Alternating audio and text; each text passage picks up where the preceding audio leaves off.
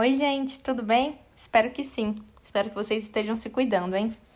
Bom, vamos continuar com os nossos estudos sobre classe de palavras. Bom, classe de palavras é basicamente a divisão das palavras da língua que a gente tem de acordo com três aspectos, três critérios. Os critérios são os morfológicos, os semânticos e os sintáticos. Bom, os morfológicos têm a ver com a forma e com a flexão de uma palavra, os semânticos com o significado e os sintáticos com a função daquela palavra no enunciado.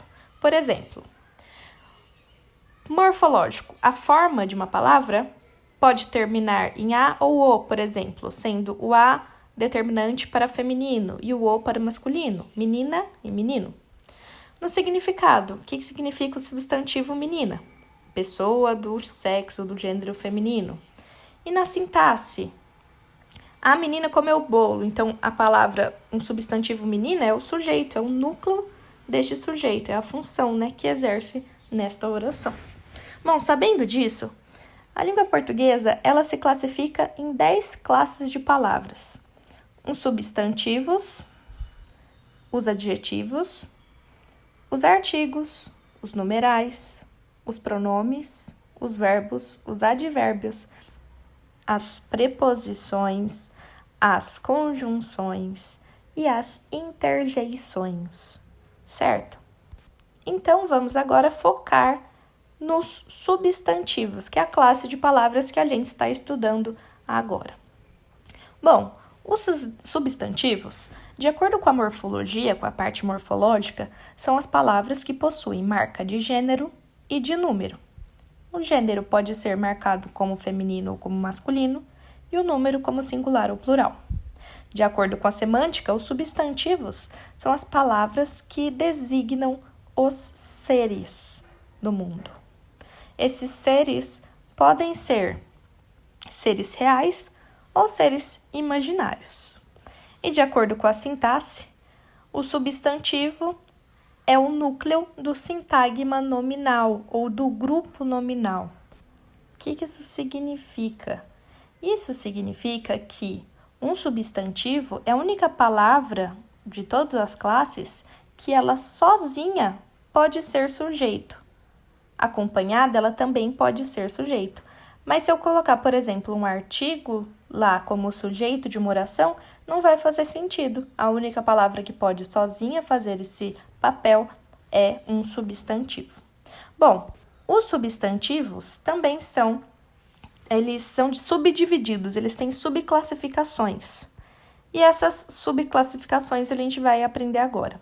Por exemplo, um substantivo pode ser simples ou composto. Os substantivos simples são os em que há um único radical na formação dessa palavra. Já os compostos são aqueles em que há mais de um radical na formação da palavra. Por exemplo, um substantivo simples é pé e um composto é pé de moleque. Outra subclassificação é que os substantivos podem ser primitivos ou derivados. Um substantivo primitivo é aquele que a palavra não se origina de qualquer outro radical. Já o substantivo derivado é uma palavra formada a partir de um outro radical da língua, já pré-existente. Por exemplo, um primitivo, casa, e um derivado de casa é caseiro. Então, o caseiro só existe porque já existe a palavra casa. Também temos os substantivos próprios e os comuns. O substantivo próprio é aquele que nomeia um ser particular, único, dentre aqueles de uma mesma espécie. Já os substantivos comuns vão ser aqueles que nomeiam todos os seres de uma mesma espécie ou conceitos abstratos. Por exemplo, um exemplo de substantivo próprio é Luiz, é um nome, próprio. E um substantivo comum é mãe, que vai designar todos os seres daquela espécie, mãe. Bom, além disso, os substantivos comuns também surgem os coletivos. Os substantivos coletivos são aqueles que fazem referência a um conjunto de seres da mesma espécie.